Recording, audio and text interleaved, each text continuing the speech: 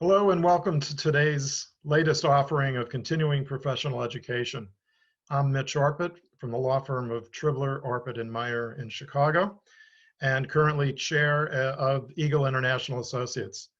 This webinar is brought to you by Eagle and is just one of a series of conferences and panel discussions dealing with important issues and challenges of significance to claims professionals and defense lawyers around the world. We're really delighted that you've joined us today for this program. Before we begin, let me give you a quick word about Eagle and who we are, and point you to some additional resources that we have available for you. Eagle is an association of defense lawyers and insurance adjusters throughout the United States, Canada, and parts of Western Europe.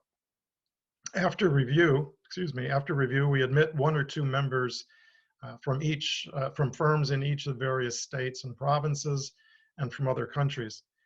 We all work with insurance companies, corporate litigation departments, and risk managers, and devote most of our practice to the service of companies and their insureds in defense of claims.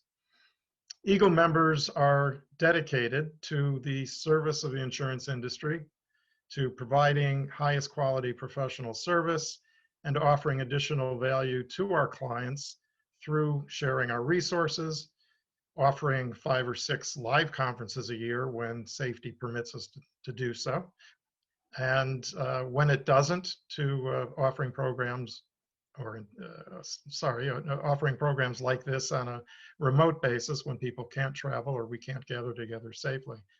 We also publish articles several times a year and have compendiums and publications that deal with national surveys on important issues.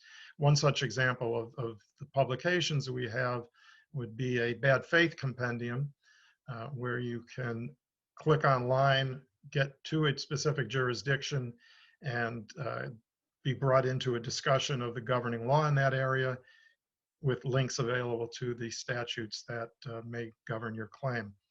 So if you visit us at our website, which is www.eagle-law.com, you can find listings of programs such as this, some of the other remote programs that we're doing, and also of the various publications we have that are available to you. You could also click on and get to know the firms who are members of Eagles, the individuals who are active in the organization, who we are, what we do, where we're located. We're happy to talk to you. Our Eagle members are happy to talk to you. So feel free, if you have a question, you need help finding somebody or something, give us a call. We're happy to address, or send us an email. And we're confident that through our vast network, we can help you find solutions to problems and get you answers to whatever questions you may have. Again, that website is www.eagle-law.com. So again, thanks today for joining us. We hope you enjoy the program. And I will turn you over at this point. I should add one other thing. In addition to the live programs that we do in various spots around the country, one of the services that we have offered in the past and continue to do so are programs specifically for a client or a company.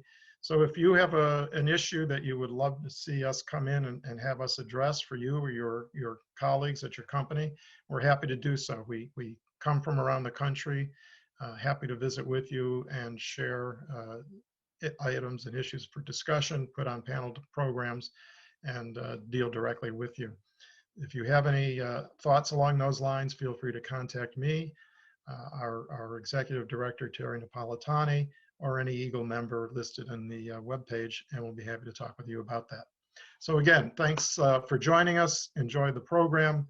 And I will now turn you over to our conferences chair, Lindsay Woodrow from the Waldeck firm in Minnesota. Waldeck firm is our Eagle member for the states of Minnesota and Wisconsin. Lindsay. Thanks, Mitch. As Mitch mentioned, I am the conferences chair for Eagle this year, and I want to welcome you to Eagle's webinar platform. We hope that you find this webinar informative and useful. I do want to mention, however, that this particular webinar that you've selected to watch today is part of a longer 5-hour in-house seminar that we did for one of Eagle's insurance carriers that a bunch of our members do a lot of work for. And so you may see and hear some glitches in the webinar panels themselves, and you may hear panelists reference other subjects or other panels that were part of this larger in-house presentation. We apologize for that, but we really wanted to bring you this content and this program broken down into individual segments so that you have the opportunity to pick and choose what's relevant to your work and your interests. So with all of that said, let's get going on what you clicked on to watch today. You're here today to listen to a panel called Delivering Bad News the Right Way, Ethical Considerations when Issuing Reservation of Rights and Denial Letters. We've got three great Eagle members who put this panel together. The first is Dan Ripper. He is our Eagle member from Tennessee. The second is Stephen Fields. He's our Eagle member from Missouri. And then lastly, we have James Sullivan, our Eagle member from Connecticut. So gentlemen, thank you for your participation, and I'll turn it over to you. Delivering bad news the right way. So ethically delivering a response or a reservation of rights or a denial letter. Sometimes when a claim comes in, I know we're always looking for the opportunity to find coverage, because that's ethically and legally and morally what we're supposed to do, is to always review these claims with an eye towards providing coverage. But sometimes we have to deliver some bad news, and when we have to deliver it, we need to make sure that we're doing the right things the right way. So I think the way we want to go about this is kind of start with taking a look at the timing of the claim. And timing kind of hits two things. One, you can look at timing from the perspective of the policyholder, and you can look at timing from the perspective of the insurance company. Now, for us, as we go through the seminar, most of our time is going to be spent on looking at timing from the perspective of the insurance company. But let's take a look at it real quickly from the standpoint of the policyholder. What are the timing issues in terms of making a claim that get us to the point of deciding whether we're going to provide coverage, issue a reservation of rights, or proceed with a denial? Well, the first, obviously, is any timing that is laid out in the policy itself.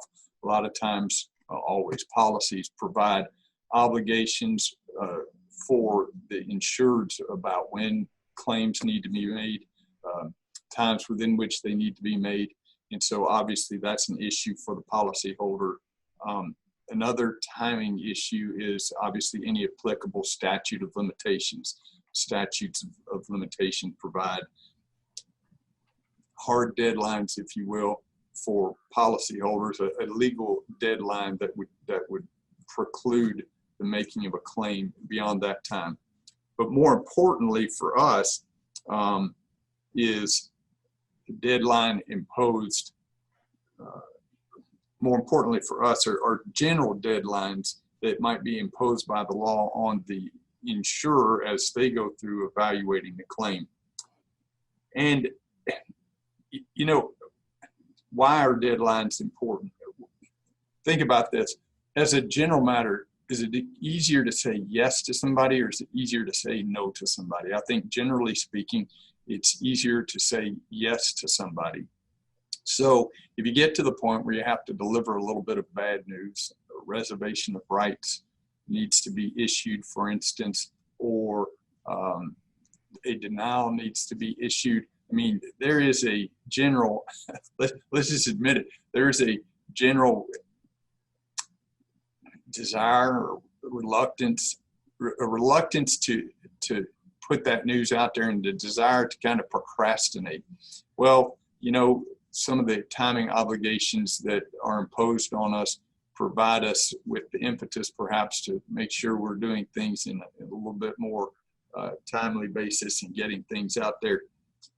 I will tell you personally, I feel like if you got bad news to deliver, just go ahead and deliver it. I mean, I'm one of those people that takes the hardest thing I have to do and try to do it first thing in the morning, because I don't want to be going through the whole day dealing with it. But since that's not the way it always works, what obligations does the law impose on insurers as they go through evaluating these claims and giving information to the insureds about what the insurer's position is going to be with regard to coverage and with regard to the claim. Well, generally speaking, when a claim comes in, you have to evaluate it. A claim comes in through a proof of loss or otherwise, especially in first party cases, proof of loss is the primary way it comes in. From the time that the proof of loss and all of the supporting documentation gets to you, at that point, it becomes necessary for you to perform an evaluation and an investigation. Typically, you're going to have two investigations that you're engaged in. One of the investigations, obviously, is going to be an investigation of the claim itself, the facts of the claim, what happened, what are the various issues involved with the claim, what are the things that would lead you to provide value for the claim. In other words, what kind of things set the value for the claim. But there's also a coverage evaluation, and the coverage investigation is done to help us with that evaluation. There is an obligation under the law of virtually every state, well, the law of every state, to do a prompt and complete evaluation. Generally, the obligation is to act reasonably promptly, but it is not the case in every state that your obligation is simply to act reasonably promptly. And it's not the case with every type of claim that your obligation is to act reasonably promptly. It's frequently the case that there are specific time limits, and so you need to be real careful to understand the type of claim that you have and what time limits might be imposed by that particular type of claim. So let me give you an example of a state. And in the state of Oklahoma, by statute, you have 45 days from the time that a claim is received to accept or deny coverage. And in order to rely on any specific coverage defense, an ROR, a Reservation of Rights letter, has to be issued within 45 days of the receipt of the proof of loss. So there's a specific time limit. But here's another state, in the state of Texas, a Reservation of Rights is supposed to be issued within a reasonable time, and there really aren't any specific deadlines. The main consideration for timeliness there is whether there is any prejudice to the insured based upon the timing of the Reservation of Rights letters. I will tell you that when you get into a fact-based inquiry where ultimately a judge is making a determination of whether you acted correctly, and it's based on his finding of whether he believes under the facts that there was prejudice to the insured, that's probably not a situation you want to be putting yourself in. In my experience, judges are much more likely to find prejudice to an insured than they are likely to find that an insurer has acted reasonably. I mean, I think we've all seen it. There's just a general, if you will say, prejudice against insurers. Steve, let me ask you, in Missouri, is there a specific timeline, or is there just a duty to act reasonably in a reasonably timely manner? How does that work in Missouri? Yeah, Missouri has a statute called the Fair Claims Practices Act, and they've got specific deadlines and guidelines as to when they need to respond. For example, if you're going to issue a reservation of rights, you have to do that within 15 days upon receipt of all the necessary forms. They've got a very similar 45-day deadline for when you're going to respond just in general to a claim. And, you know, those are, and I think what we probably experience in most of these instances, every state is different, and they've got different guidelines, different statutes. The insurance companies are, I know, constantly trying to figure out how to manage all these deadlines. So that's what we deal with on a daily basis. It's a lot that's guided by statute. Jamie Sullivan is and I forgot to introduce the panel members, which is about right for me at 8:40 in the morning. This is Steve Fields from Missouri. Our other panel member is Jamie Sullivan, and he is from Connecticut. Jamie, does Connecticut have any specific deadlines, or is it more of a general obligation to act reasonably promptly? It's more of a general obligation.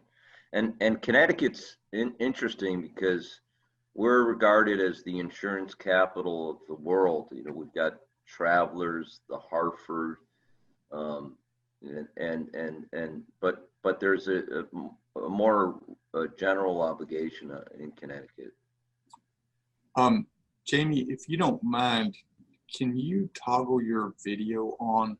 Sure. Oh, I'm sorry.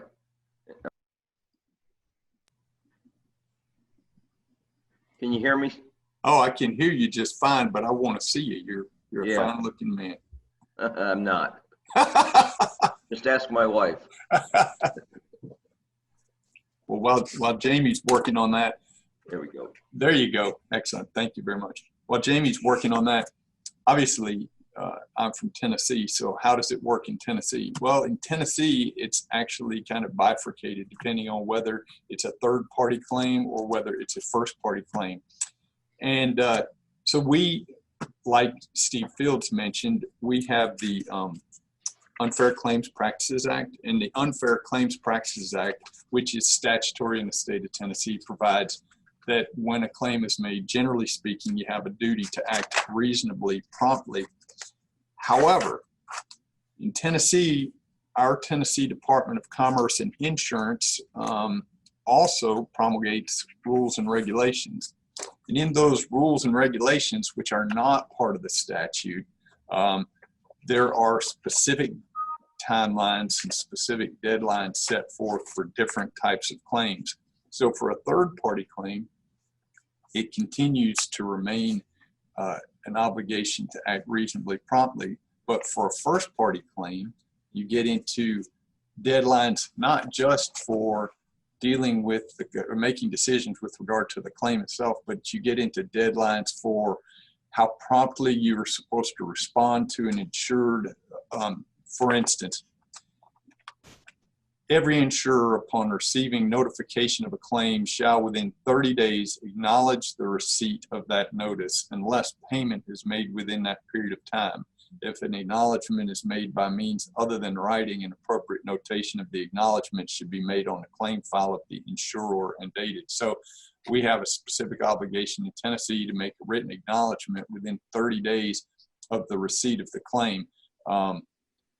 Unless, as I said, unless you make payment. And that extends, that obligation to respond timely extends to other sorts of information.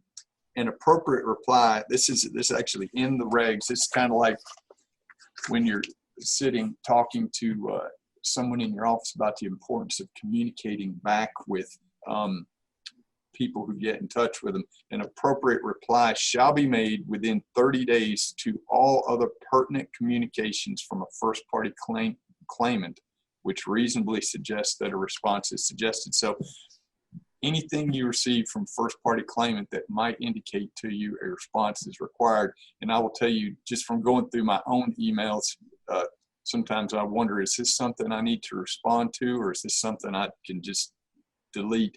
But you need to evaluate and figure out, do I need to make a response? And if so, I got to respond within a certain period of time. Does Missouri or Connecticut, either one of them, have regulations that go beyond the Unfair Claims Practices Act and that duty of just responding in a reasonable manner?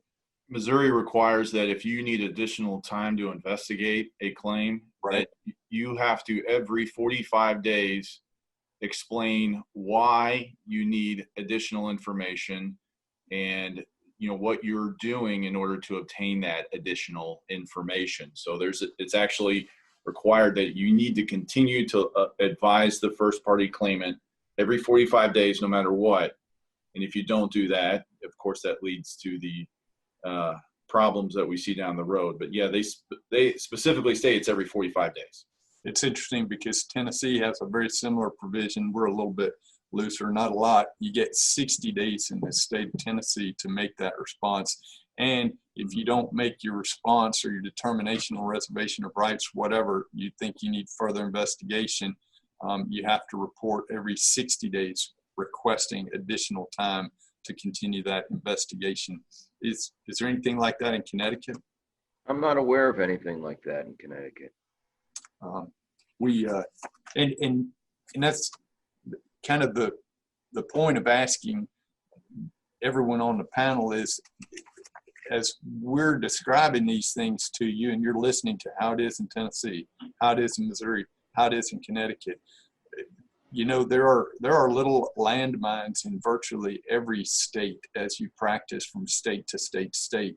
And so that's really a time when I encourage everyone, just pick up the phone. You don't have to have a file open with us. Just pick up the phone, call the Eagle member in the state that you're going to be working in, and let that Eagle member explain to you, look, here's the way it is in Tennessee. Here's the way it is in Texas. Here's the way it is in Nevada. Here's the way it is in Arkansas. And make sure that you're not stepping on any of those landmines, that you're avoiding the timing landmines.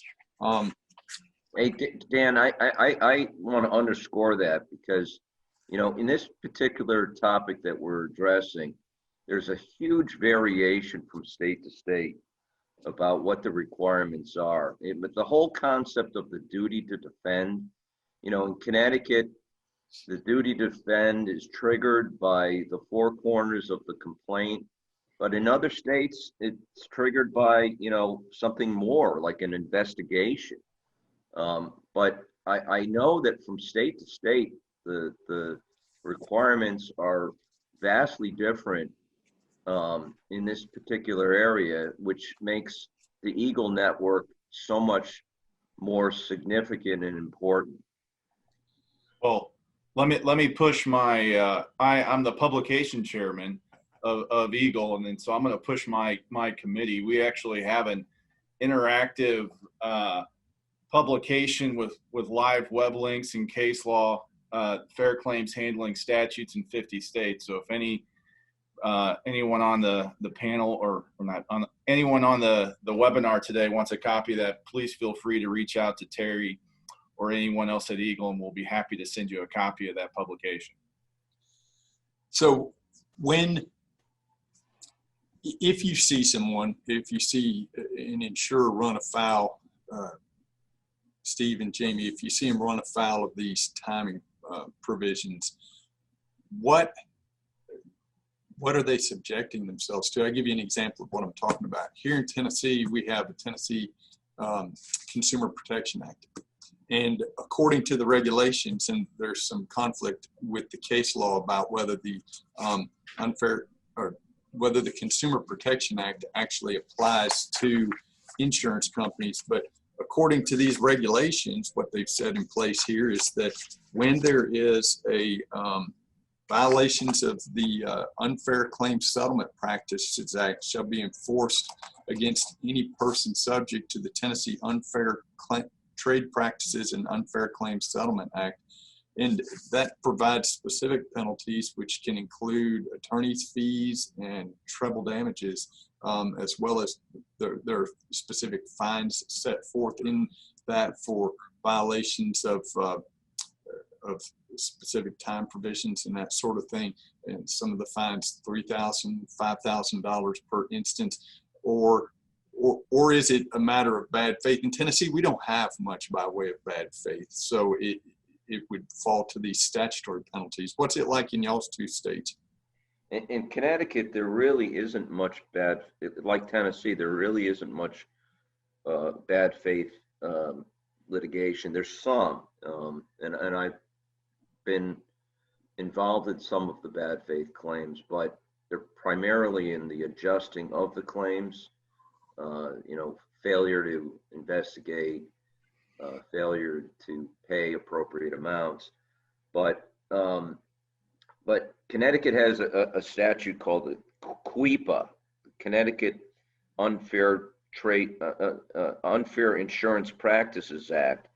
But it's very rarely used because in order to litigate under that act, you have to prove a practice, a pattern, and it has to be more than one case. It has to be several cases.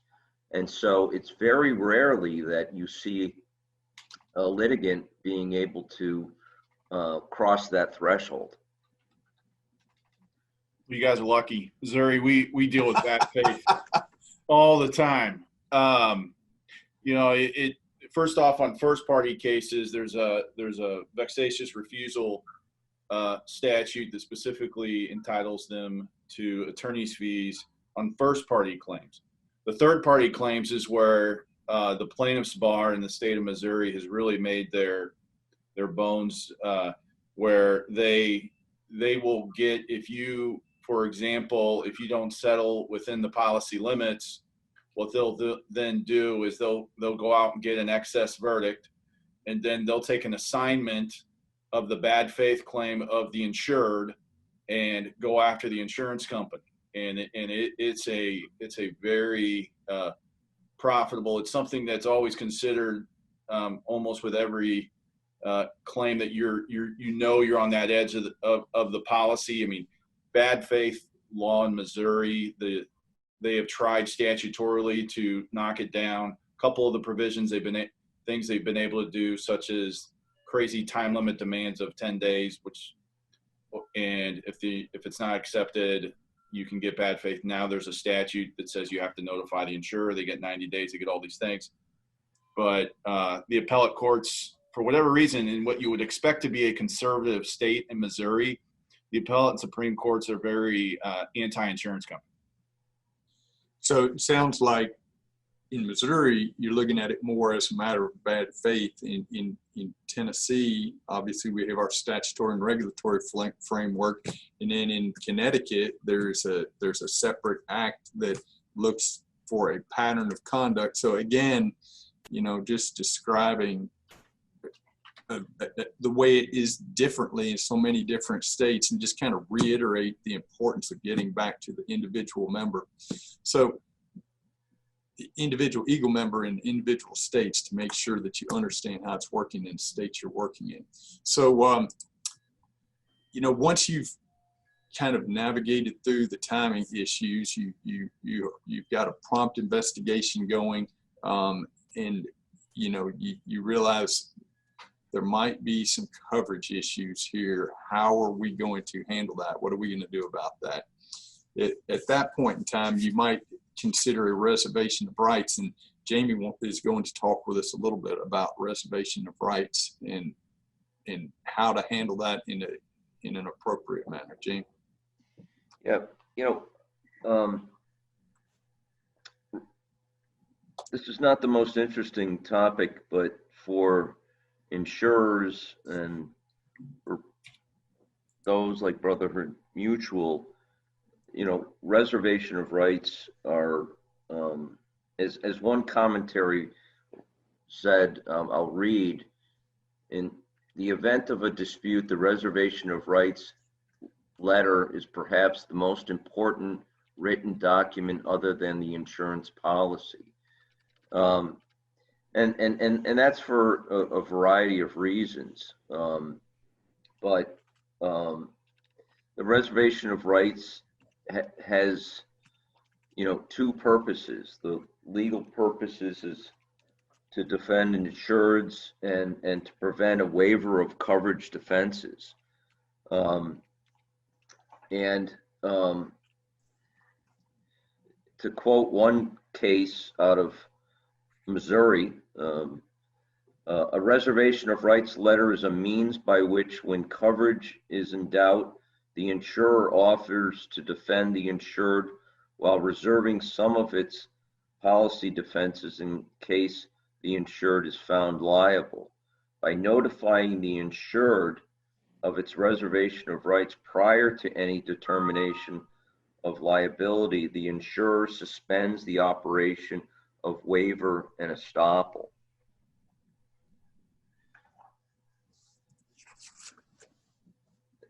Many would say that the real purpose of the reservation of rights is to prevent any misunderstanding between the insurer and the insured. And if a reservation of rights letter wasn't sent out and a defense was provided, you would create a situation where there was a false sense of security. So when you have a reservation of rights letter sent out, you're basically telling the insured, yeah, we're going to give you a lawyer, we're going to tell you that we're going to defend you, but don't be under the impression that, you know, were there to be a verdict or a settlement in the case, we're going to cover that, because we're not. And so that reservation of rights letter impresses upon the insured that, yes, a defense will be provided, but in the event of a settlement or a judgment, we're not going to cover that.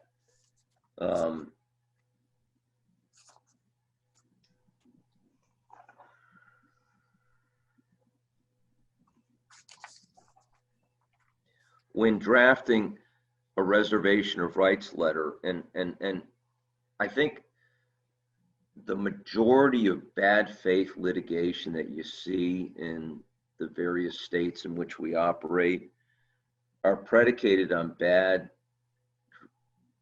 reservation of rights letters. And the problem is that there's no real checklist for reservation of rights letters. And one of the things that I'm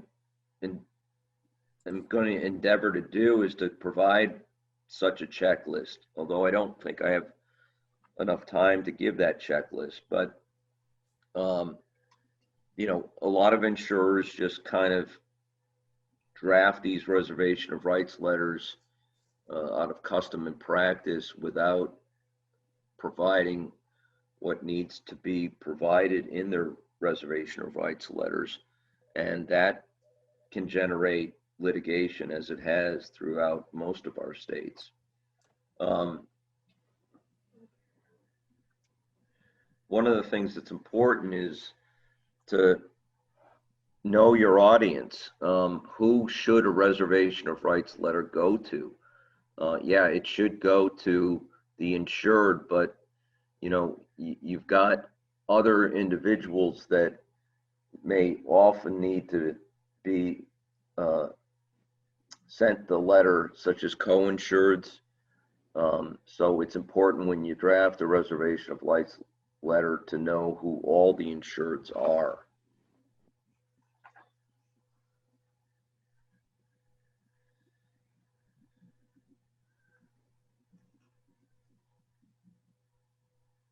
The other issue is, should the reservation of rights letter go to the insureds and also their defense counsel? I think the general rule that is most beneficial is to err on the side of sending reservation of rights letters out to everyone that can potentially be affected by the litigation, both defense counsel and insureds and co-insureds. So Jamie, can I throw something in there? In the state of Missouri, Yeah. reservation of rights letters are discoverable, and I see insurance companies that include the plaintiff's attorney, the claimant's counsel on reservation of rights letters. Gotcha.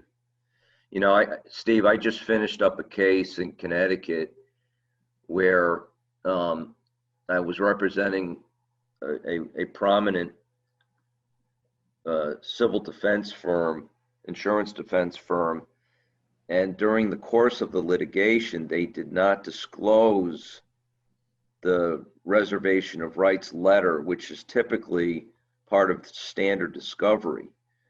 And the case went on to trial. It was an intentional tort claim where obviously the case wasn't covered. And the firm was sued for malpractice for not disclosing the reservation of rights letter, which is typically part of standard discovery. When a reservation of rights letter is sent, you need to give some thought to how it's going to be sent. You know, should it be certified mail, regular mail, email, overnight? I think paying the $6.74 for certified mail is well worth it, given the risks that are incumbent in a reservation of rights letter. My recommendation is to send it by all means.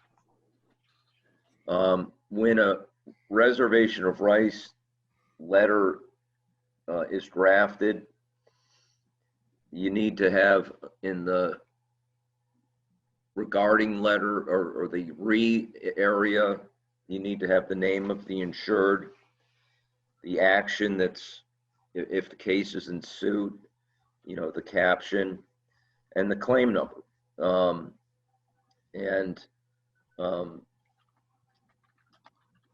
I think that precision is important in a reservation of rights letter.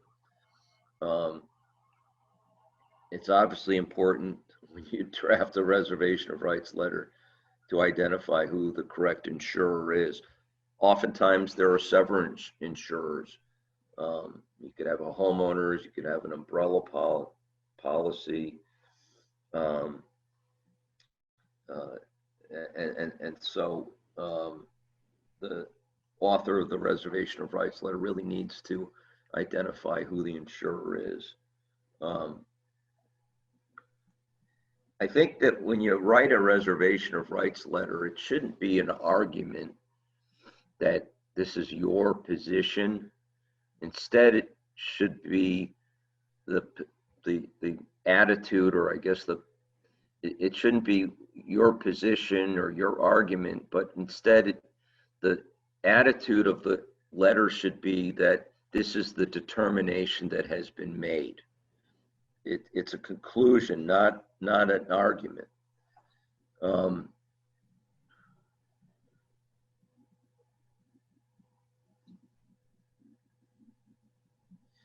A reservation of rights letter,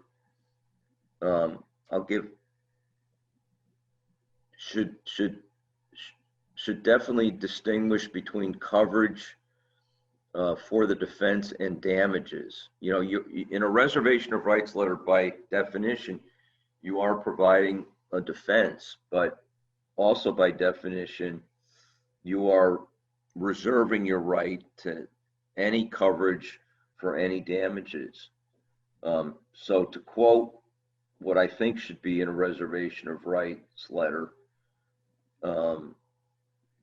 this will serve as, let's call it, traveler's determination of its potential obligation, if any, to provide coverage to XYZ defendants for the defense and any liability or damages arising out of a complaint filed against it, that is the insured, in the action caption XYZ versus YZ. And then you need to provide in the reservation of rights a summary of what's in the complaint. In a reservation of rights letter, obviously you need to cite the policy, the language in the policy that applies to the reservation of rights. And in such a letter, you need to acknowledge that there is a defense. Some of the language I would suggest is as follows. Please be advised that upon review of the complaint filed in the underlying action, in conjunction with the insurer's policy, the insurer has determined to provide a defense to the defendant in such an action. The defense is being provided under a reservation of rights.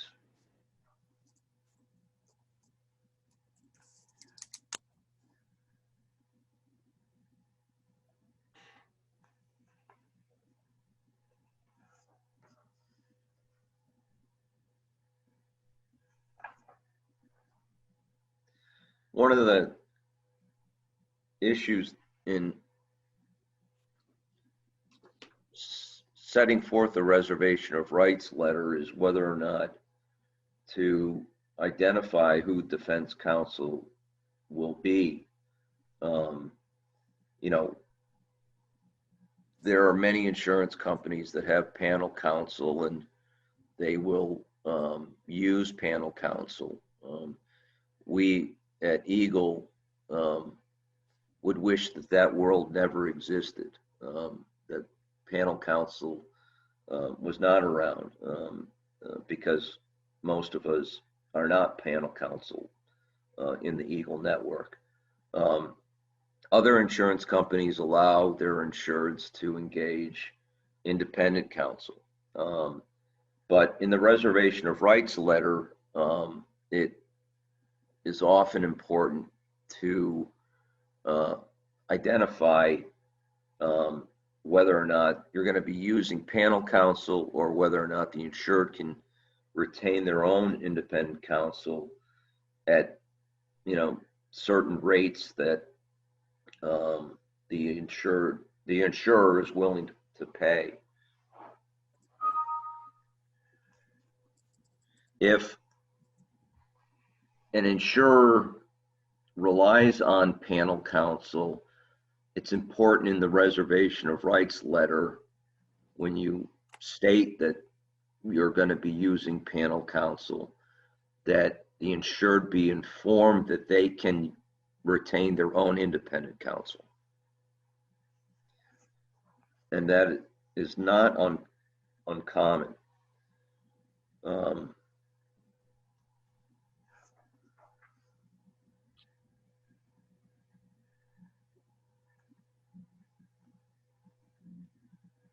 It's interesting, as you mentioned, that because in Tennessee, panel counsel are presumed to exercise their independent judgment, and so you're not entitled to independent counsel in the state of Tennessee on a reservation of rights. They go ahead and we use panel counsel, since, as I said, even though they do work for the insurance company and are provided or paid for by the insurance company, our law presumes that they exercise their independent judgment. Another difference in Tennessee and what you're talking about in terms of who you send this to is that in Tennessee, you would never send it to anybody besides the insured, because insurance is not discoverable in state court litigation in Tennessee. And so the only person that would get it is just the insured themselves, which I didn't want to interrupt you at that point to mention that, but just laying out again differences between from one state to another. The way these things work are very different, and I get a lot of insurance professionals, claims professionals that don't work in any other jurisdictions that limit the discovery of insurance coverage and availability of insurance, and it impacts considerations right down to the reservation of rights. So that's always probably a good thing to check with your local counsel to find out about. Yeah, that is really interesting, Dan.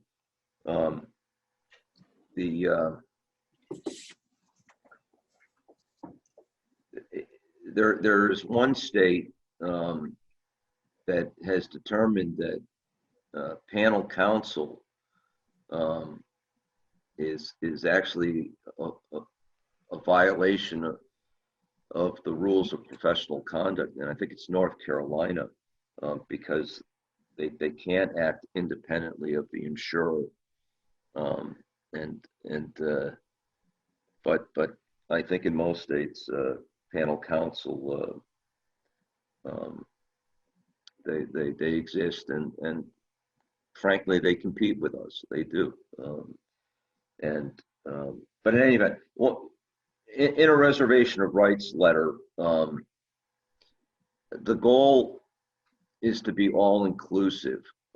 Courts, I think, as Dan had mentioned, and even Steve, they hate insurance companies. Even in Connecticut, they do, which is the insurance capital of the world.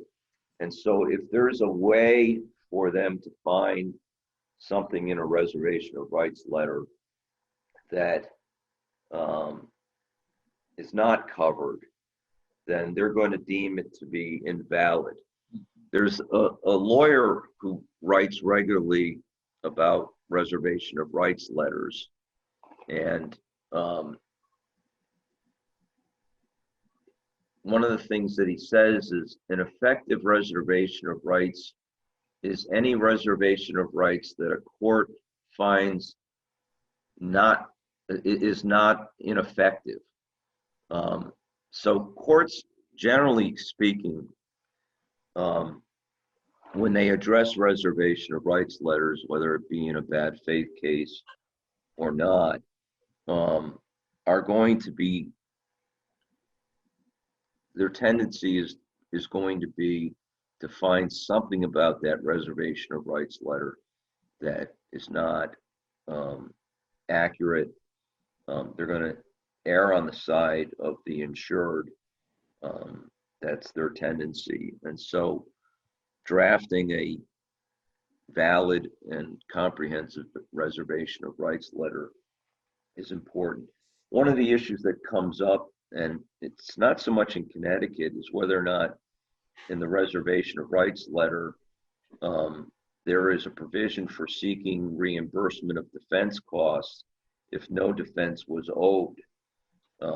And it doesn't come up that much in Connecticut, but I'm curious, Steve and Dan, whether it comes up at all in your jurisdictions.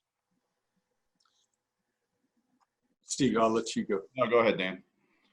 So I think what you're asking is whether there's an obligation to pay counsel if the insured has to get their own counsel, whether there can be an obligation to pay for them.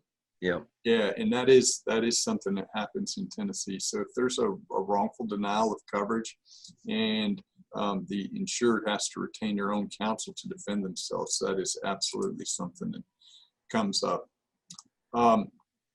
We have as we're getting towards the end of our reservation of rights letters, we got a question.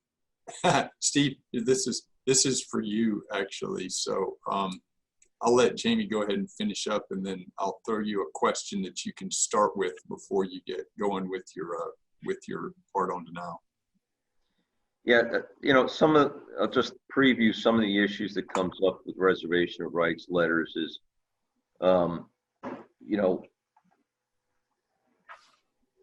the whether or not, later in the litigation you have the right to withdraw your defense should certain things happen, whether or not you have the right to file a declaratory judgment action to determine what the insurer's status is. These are things that should be addressed in the reservation of rights letters. If they're not, that's going to be a problem, and there have been litigated cases. The other thing in a reservation of rights letters that you want to do is to address those claims that are covered versus those claims that are not covered. And in a reservation of rights letters, you do want to summarize, the claims that are in the complaint. Oftentimes the complaint may be, 45 pages. And then the question arises, what should that summary consist of? But it should be, the material allegations. But other than that, Dan and Steve, I think I've covered, and I do have, and I will provide Brotherhood Mutual a kind of a checklist for them to use in drafting a reservation of rights letter, so that they have some guidance going forward. Thank you. We're going to move on to the issue of denials, but first, Steve, in your role as publications chairman of Eagle, the question is, do you have a 50-state analysis of states that observe the four corners rule in determining coverage? So it sounds like we have a new publication we need to put out. Yeah, I'm going to ask Nate of Brotherhood, could you copy and paste that and email that to me, because for some reason I can't copy and paste it. That would really appreciate that. And yeah, Connecticut, by the way, Dan and Steve, has this interesting rule. In order to determine the duty to defend, you look at the four corners of the complaint. But if the insured gives you information then you can consider that information. Right. And there was a recent decision by our Connecticut Supreme Court on that, that just, one of the things that insurers hate is the restatement of insurance, because it's very liberal in terms of triggering the duty to insure. And our Connecticut Supreme Court recently endorsed the restatement, to the chagrin of many of the insurers. But the duty to defend, I think, varies quite a bit state by state. Yeah, and the question goes on to ask: Is there mandatory language to advise the insured of the right to have the relevant insurance department review the matter? Whether there are states that require the insured to offer independent counsel if a defense of a reservation of rights is being offered, and do we specifically have a publication on that? No. And it looks like that's what's going to be what our new publication will be in 2021. Hey, at least we got an idea. Sometimes we're just trying to figure out what we should do. Now we know exactly what we need to do. Yes. So thank you for that, David. We appreciate that. So yeah, we're gonna wrap up our little presentation here today on talking a little bit about denials. Whenever you're going to deny a claim or deny coverage, you're going to upset somebody. You're going to upset the claimant. You're going to upset the insured. And even when you deny a claim, sometimes you're going to upset the insured, because the insured doesn't want to deal with it. And they say, well, I have insurance. Can't you just pay it? Why are you denying this? I don't want to deal with this anymore. We had an Eagle panelist a couple of years ago. She was with an insurance company, and I remember what she said. She said, when I'm evaluating a claim, I think it's important to determine whether or not the claim is covered and not whether or not I should be denying the claim. And I think that's important because what she said and what she was teaching her reps is that she saw far too many instances of people looking to deny a claim, which then expose them to problems down the road of bad faith, which we've touched on, and things of that nature. Whereas they want to look to see if was this a claim that's covered, or is this a claim that we should be paying? And certainly, if you can check off all of your boxes that there's no other reasonable alternative other than that this claim should be denied, then that's certainly the appropriate thing to do, is to issue your denial letter. Then it becomes the denial letter certainly should be in writing, and certainly if you're making a denial on a claim to a third-party claimant, involve the insured so that they know that the claim is going to be denied. Obviously, if there's counsel involved that's retained to represent the insured, the counsel can notify the insured. But in many instances, the insured isn't represented pre-suit. And the thing that I can say is that notifying the insured, I know several times where the insured is like, I had no idea this was going on. And those are the instances where I think from an ethical consideration for the insurance companies, I think we see that from a defense counsel perspective more and more, that the insureds are either they find out after the fact, they're not aware of that. So those are some of the things that when denying a claim, I thought were pretty useful. So what are some reasons why a claim is denied? I know the one obviously is that the claim is not covered or excluded under the policy. You've got your mold policies, you've got it's not the proper use or operation of the vehicle. Dan, what are some other where it's not covered or excluded under the policy? Unlisted driver is one that just comes immediately to mind, because we see a lot of that go figure in Tennessee that there'd be somebody that you didn't want driving a vehicle that you were insuring. But that's one that we see just a whole lot. Additional drivers, unlisted drivers. Jamie, any ones on exclusion or not covered under the policy that you're seeing frequently up in Connecticut?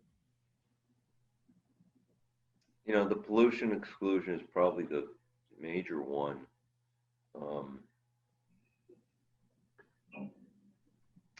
That's all I have in mind.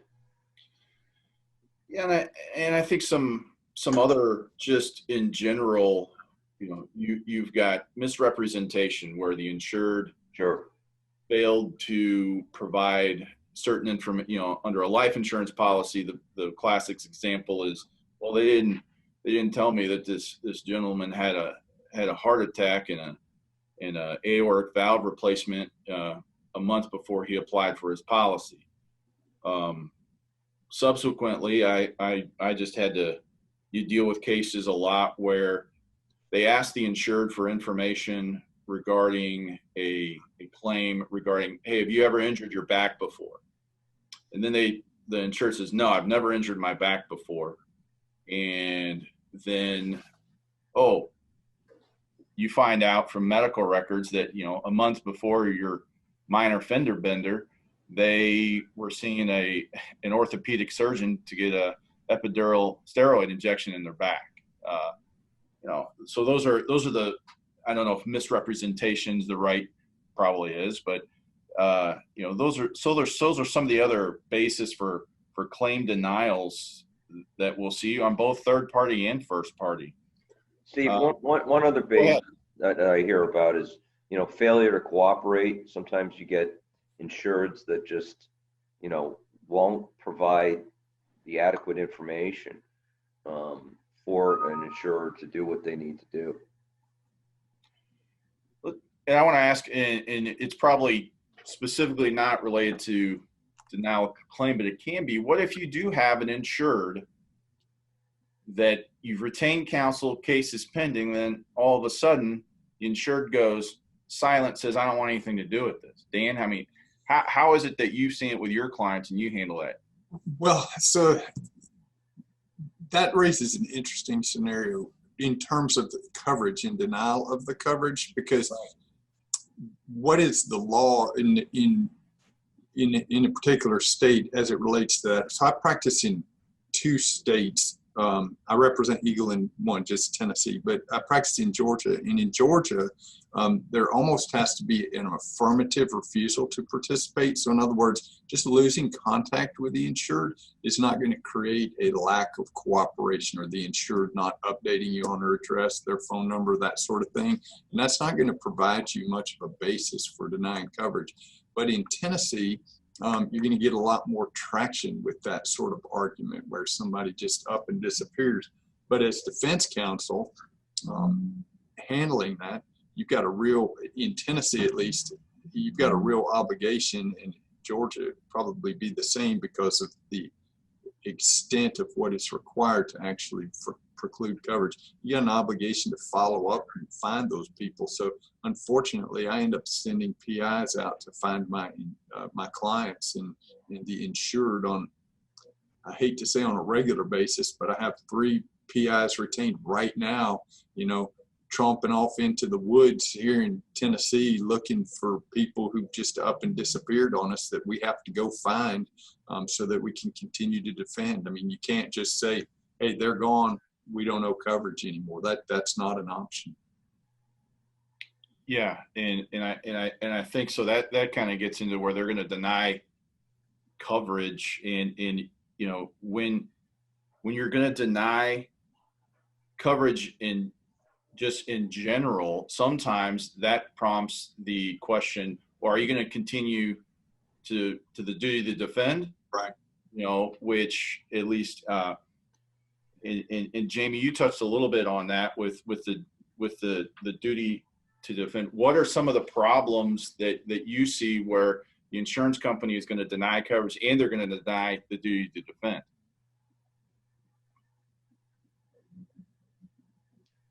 Yeah, so that's a straight denial. And right. You know, you know, that is the stuff of some bad faith litigation. They're critical decisions that need to be made by an insurer. The duty to defend is a lot easier to make.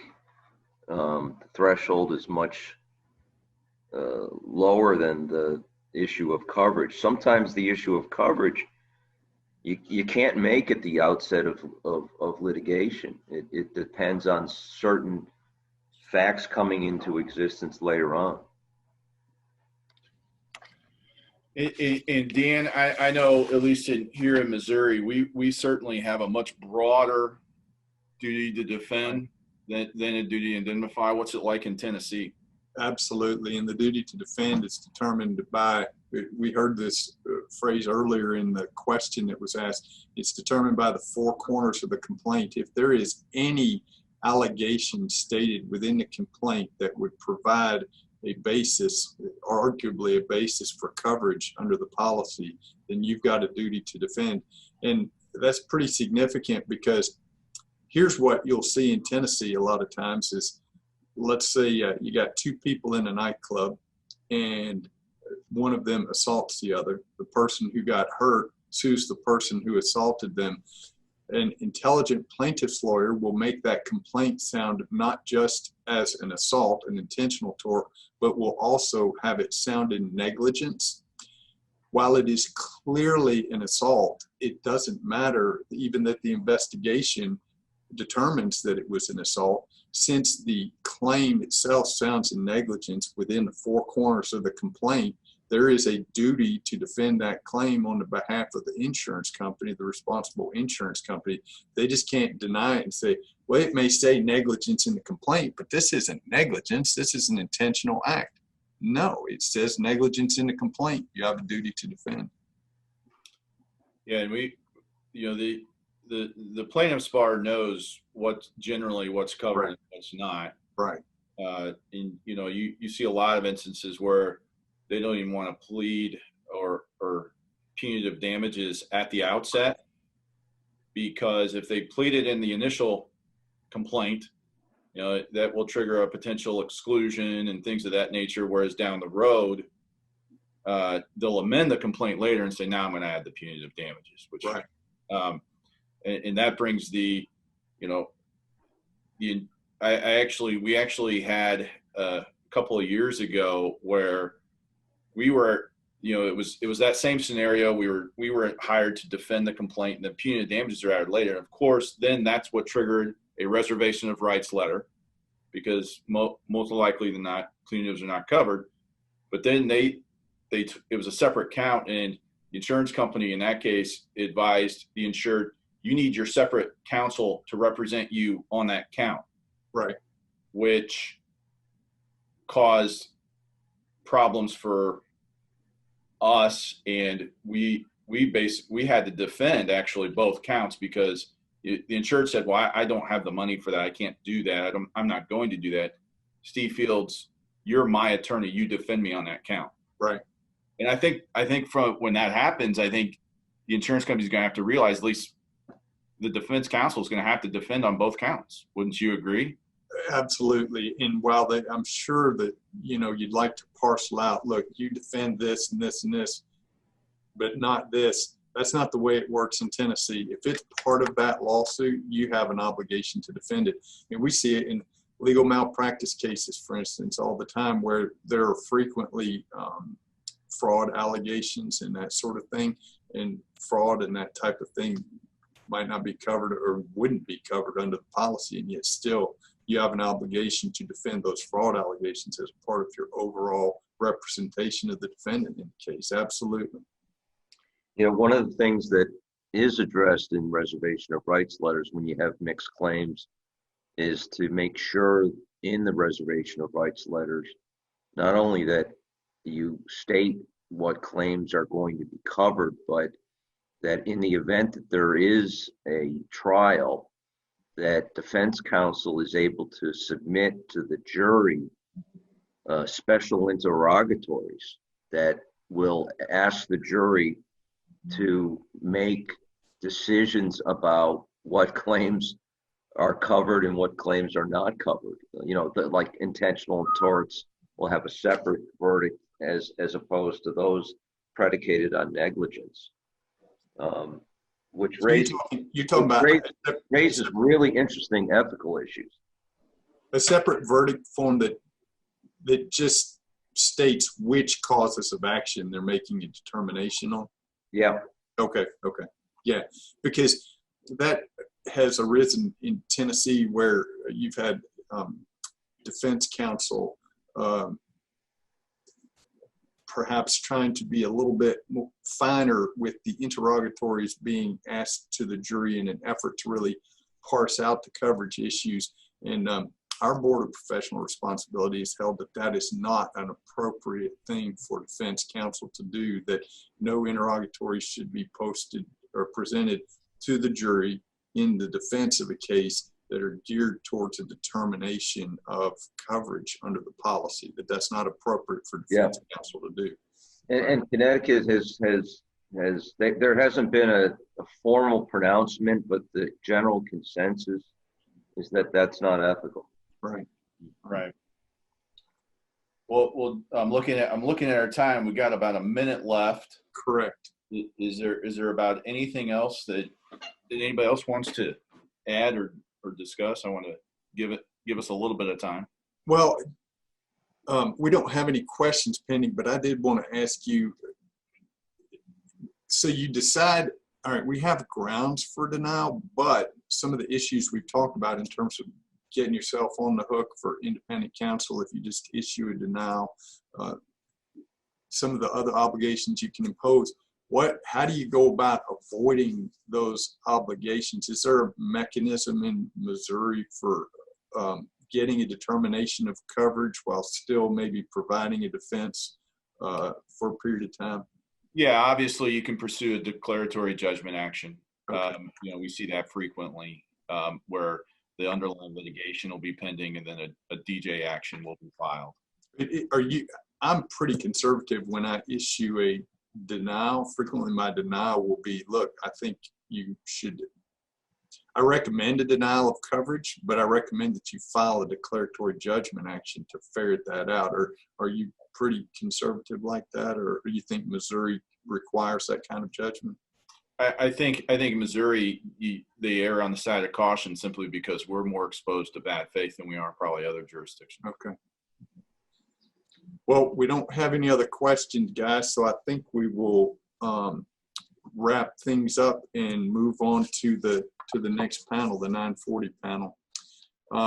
Thank you both. I appreciate everything you did. Thank you. Thank you. Thanks, Dan. So thank you again for joining us.